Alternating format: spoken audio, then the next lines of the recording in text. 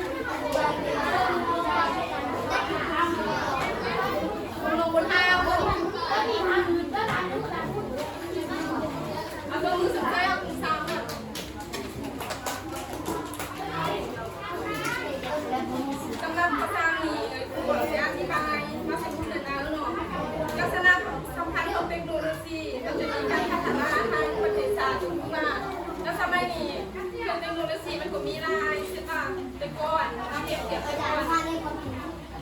ทรศัพท์มือถือในความนี้เนาะเดี๋ยวนี้มีบอกบ้านอยู่ไปเดินมาคนทันสมัยคงเราอยู่แต่เราไม่เสียไม่รู้สิมันเด่นมันเสียติดตามมามันเห็นอะไรต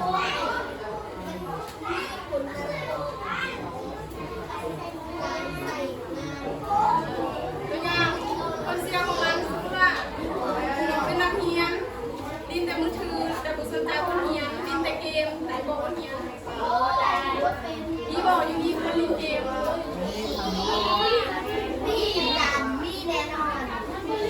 ขนาดแรกเขาเลยว่าคนเสียเวลาเขาบุษนใจคนเรียนเกมเบื้องหน้าหนูเบื้องหน้าเป็นผู้หญิงก่อนลิเกมเป็น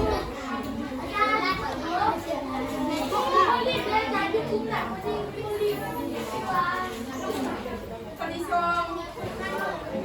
เทคโนโลยีคนที่เขาสร้างและการเห็นเปลี่ยนของไม้ขึ้นและถึงกับชัดเจนแล้วคนนี้มันอาจจะอธิบายเพิ่ม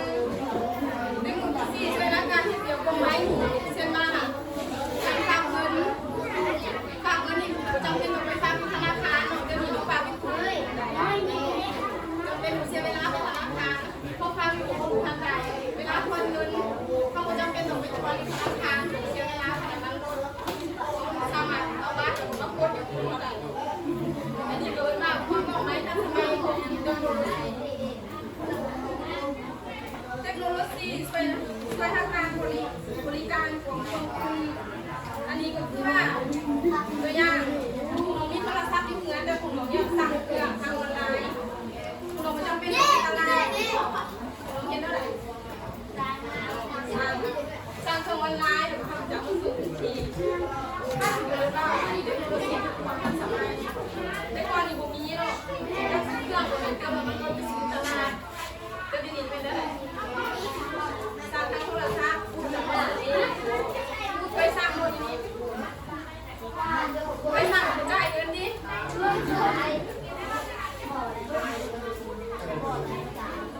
สำหรับสร้างเทคโนโลยีข้อมูลข่าวสารเคยดำเนินการในหน่วยงานต่างๆอันนี้จะเอาเครื่องตัวอย่างตรงนี้คอมพิวเตอร์เคยดำเนินการในหน่วยงานต่างๆถ้าจะเอาเก็บสถิติแต่ละปีตัวอย่างเก็บสถิติของเฮียเนาะแต่ละปีมีจักคนยิงจักคนซ้ายจักคนเนี่ยมาหัวเป็นมาใส่คอมพิวเตอร์มาหัวฝ่ายเขาเจ็บมาเบิร์มาแต่ละปีนักเรียนมีจักคนซ้ายจักคนยิงจักคนมันหน่วยงานต่างๆอะไรอย่างเงี้ยคือว่าอยู่ในหัวกันกระจายกระจายระบบคอมพิวเตอร์เกี่ยวกับคนเจ็บมีจักคนอยู่ตรงกลางกันอันนี้ก็คือว่าหน่วยงานเกี่ยวกับทางระบบขายคอมพิวเตอร์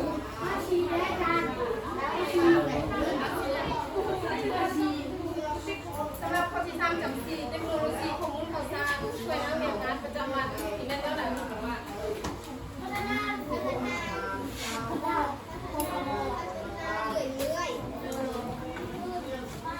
อันนี้แม่จะเอาเทิร์นเทคโนโลยีช่วยเกี่ยวกับงานประจำวันเซตาพิมพ์เตอร์อีดิช่วยบอกคือพิมพ์เตอร์ที่สมัครเขาพิมพ์เอกสารใบยักษ์เป็นต่างๆเขาสมัครพิมพ์ออกมาเนี่ยออกมาได้เราไปพิมพ์เอาบทสรุปพิมพ์เอกสารตัวเองค่ะพิมพ์เอกสารเส้นโทรศัพท์นี่คือการซื้อมาแบบใช้ได้หมดเลยไทยมีคนซื้อโทรศัพท์ตรงนี้ไปโรงงานมาไทยอันนี้ก็คือว่าการสอนเทคโนโลยีของในสมัยปัจจุบันสำหรับ4 ข้อนี้อาจารย์ก็สรุปแค่ข้อนี้มีประเด็นที่นักเรียนของอาจารย์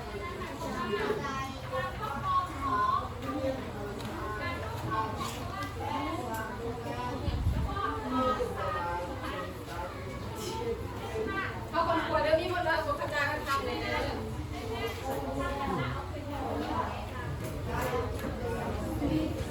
ถ้าพวกเราจะไปซื้อ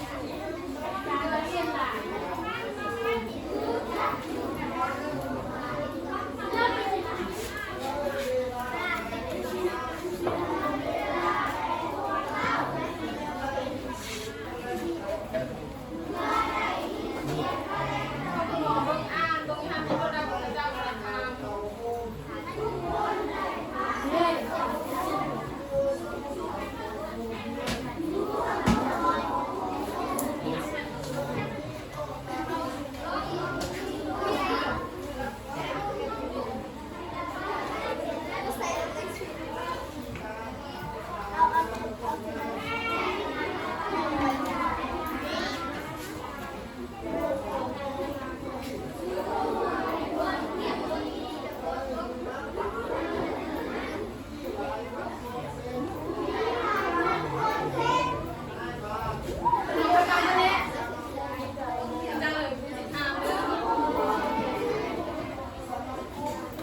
ข้ามาเทคโนโลยีนะชีวิตประจำวันมันได้ช่วยเอามันช่วยอะไร